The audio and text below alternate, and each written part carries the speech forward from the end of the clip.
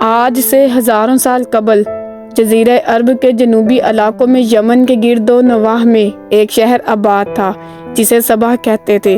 وہاں آباد لوگوں کو قوم سبا کہہ کر پکارا جاتا تھا۔ یہاں کے لوگ بہت سی نعمتوں اور راحتوں میں تھے۔ ہر طرف لہلہاتی فصلیں اور پھل سے بھرے درخت موجود تھے، مگر یہ قوم شرک میں مبتلا تھی اور سورج کی پوجا کیا کرتی تھی۔ جب شراجیل مالک کی موت ہوئی تو اس کی بیٹی بلقیس نے حکومت کی باغ دوڑ سنبھال لی۔ بعض مورخین نے لکھا ہے بلقیس کے والدین میں سے ایک جنات میں سے تھے، مگر اس نظریے کی کوئی واضح دلیل نہیں ملتی۔ ملکہ بلقیس نہایت نونہال خاتون تھیں جس نے 9 سال یمن پر حکومت کی۔ ملکہ بلقیس کا واقعہ قرآن مجید میں سورہ نمل میں بیان کیا گیا ہے۔ ملکہ بلقیس سبا کی قوم کی حکمران تھیں۔ یہ قوم یمن کے علاقے میں آباد تھی اور اس وقت کافی طاقتور اور خوشحال قوم سمجھی جاتی تھی۔ اس قوم کے لوگ سورج کی پرستش کرتے تھے اور ملکہ بلقیس کو بھی مشرکوں میں شامل کیا جاتا تھا۔ حضرت سلیمان علیہ السلام اور ملکہ بلقیس۔ حضرت سلیمان علیہ السلام کو اللہ تعالیٰ نے نہ صرف نبوت عطا کی بلکہ انہیں ایک عظیم بادشاہی اور جنات، حیوانات اور ہوا پر بھی کنٹرول عطا فرمایا تھا۔ ایک دن حضرت سلیمان علیہ السلام نے اپنے دربار میں پرندوں کو دیکھا کہ ہدہد نامی پرندہ غیر حاضر ہے۔ حضرت سلیمان علیہ السلام نے اس کی غیر حاضری پر ناراضگی کا اظہار کیا اور حکم دیا کہ اگر ہدہد اپنی غیر حاضری کا کوئی مناسب عذر نہ لائے تو اس کو سزا دی جائے گی۔ ہدہد کی خبر اور حضرت سلیمان علیہ السلام کا خط۔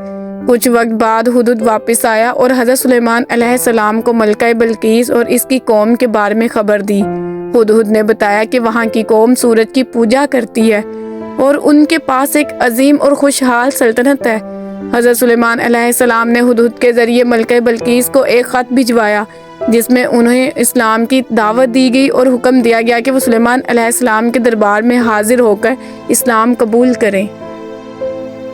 ملکہ بلقیس کا رد عمل۔ ملکہ بلقیس نے حضرت سلیمان علیہ السلام کا خط ملنے کے بعد اپنی قوم کے سرداروں سے مشورہ کیا۔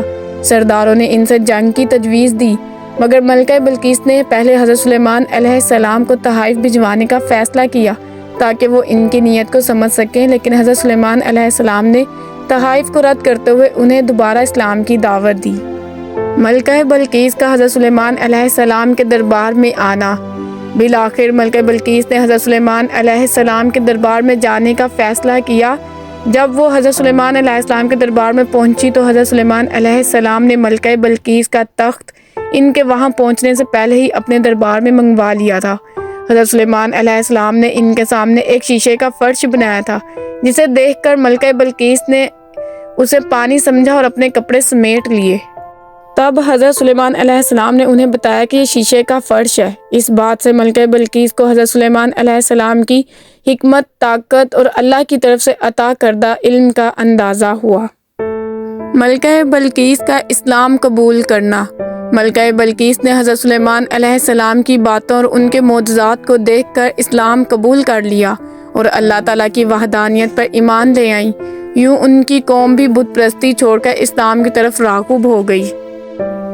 ملکہ بلقیس کے واقعے سے ہمیں یہ سبق ملتا ہے کہ اللہ تعالیٰ کی طرف سے ہدایت کا پیغام جب بھی کسی کو پہنچتا ہے تو وہ اللہ کی طرف رجوع کر سکتا ہے، چاہے وہ کسی بھی حال میں ہو۔ اس واقعے میں حضرت سلیمان علیہ السلام کی حکمت اور اللہ تعالیٰ کی قدرت کا اظہار بھی ہوتا ہے۔